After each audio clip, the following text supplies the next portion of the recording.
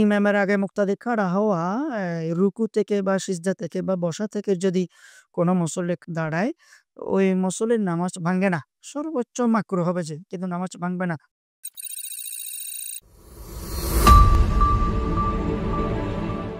আসসালামু আলাইকুম ওরহমতুল্লাহি ওবরকাতুহ। ইন্নাল হামদালিল্লাহ ওয়াসসালাতু ওয়াসসালামু আলা মান লা নবিয়্যা বা'দা আম্মা বা'দ।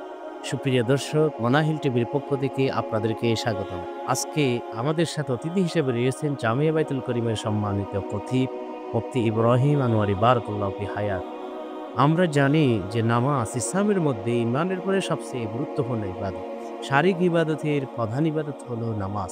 এই নামাজকে যদি ফরজ, ওয়াজিব এবং সুন্নাহ আদায় করা হয়, তাহলে নামাজ মানুষের পাপাচার বর্জনের কারণ হবে। কেননা আল্লাহ রাব্বুল আলামিন বলেছেন, ইন্নাস সালাতা তানহা আনিল ফাহশাই ওয়াল মুনকার। তারপরেও আমরা কিছু ক্ষেত্রে আমাদের ভুল হয়ে যায়। তাই কিছু গুরুত্বপূর্ণ ভুল নিয়ে আজকের অতিথি আলোচনা করবেন। আলহামদুলিল্লাহি ওয়া কাফা ওয়া সালামুন আলা ইবাদিহিল্লাযিনা ইসতাফা, আম্মা বাদ। ধন্যবাদ জানাচ্ছি ডক্টর হুমায়ুন কবির খালেবি স্যারকে তার সুন্দর উপস্থাপনার জন্য। মানাহিল টিভিকেও অত্যন্ত মোবারকবাদ জানাচ্ছি সুন্দর একটি আয়োজন সবসময় নিয়মিত রাখার জন্য। নামাজে কয়েকটি ভুল বা জিজ্ঞাসা আমাদের কাছে বারবার আসে, তার মধ্যে কয়েকটি আপনাদের সাথে সংক্ষিপ্ত সময়ে শেয়ার করতে চাচ্ছি। ১ নাম্বার জিজ্ঞাসা হচ্ছে তাকবীরে তাহরিমা বলা। এটি এইজন্য শেয়ার করতে চাচ্ছি, জামাতে নামাজ পড়লে অনেক মুসল্লি মনে করে ইমাম সাহেব তাকবীরে তাহরিমা বলছে, আমাদের বলার কি প্রয়োজন? আমরা তো ওনাকে ইক্তেদা করেছি। সবাইকে বলতে হবে। ইমামকেও যেমন তাকবীরে তাহরিমা নিয়াত বাঁধার সময় আল্লাহু আকবার বলতে হবে ফরজ, অনুরূপভাবে প্রত্যেক মুসল্লির মুক্তাদির নিয়াত বাঁধার সময় আল্লাহু আকবার বলা ফরজ। এই তাকবীরে তাহরিমা ইমামের উপর যদি কোনো মুসল্লি ছেড়ে দেয়, তার নামাজটা হবে না। প্রত্যেককে আলাদা নিয়াত বাঁধার সময় তাকবীরে তাহরিমা আল্লাহু আকবার বলতে হবে। আরেকটি জিজ্ঞাসা হচ্ছে, কোনো ব্যক্তি ভুলে প্রথম রাকাতে যদি সূরা নাস পড়ে ফেলে, সে কি করবে? সে দ্বিতীয় রাকাতে সূরা নাস পড়তে পারবে, অথবা কোরআন শরীফের শুরুতে যদি আলিফ লাম মিম যালিকাল কিতাবুল লা রাইবা ফীহি পারে, সেখান থেকে কিছু তেলাওয়াত করতে পারবে, অথবা দ্বিতীয় রাকাতে পুনরায় সূরা নাস পড়তে পারবে, কোনো সমস্যা হবে না। তবে পিছনের দিকে না আসা, সূরা ফালাক, সূরা ইখলাসের দিকে না আসাটাই উত্তম। আরেকটি জিজ্ঞাসা হচ্ছে, ইমামের আগে মুক্তাদি খাড়া হওয়া নামাজ ভঙ্গের কারণ ১৯ টির মধ্যে একটি হচ্ছে ইমামের আগে মুক্তাদি খাড়া হলে নাকি নামাজ ভেঙে যায়। এটি কোন খাড়া হওয়া আমরা অনেকেই জানি না। ইমামের আগে মুক্তাদি খাড়া হওয়া রুকু থেকে বা সিজদা থেকে বা বসা থেকে যদি কোনো মুসল্লি দাঁড়ায়, ওই মুসল্লির নামাজ ভাঙ্গে না। সর্বোচ্চ মাকরুহ হবে যে, কিন্তু নামাজ ভাঙবে না।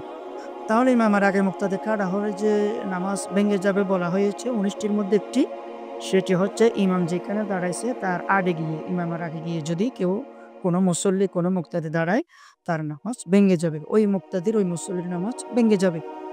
আরেকটি নামাজ ভঙ্গের কারণ হচ্ছে নামাজে হাসির উত্তর দেওয়া। কোনো হাসিদাতা যদি নামাজে হাসি দিয়ে আলহামদুলিল্লাহ বলে ফেলে, তার নামাজ ভাঙবে না। তবে তার ডানে বা বামে কোনো মুসল্লি যদি হাসির উত্তরে দোয়া শোনার পরে বলে ইয়ারহামুকাল্লাহ, তখন তার নামাজ ভেঙে যাবে। ইয়ারহামুকাল্লাহ যিনি বলেছেন, তার নামাজ ভেঙে যাবে। এটি হলো হাসির উত্তর।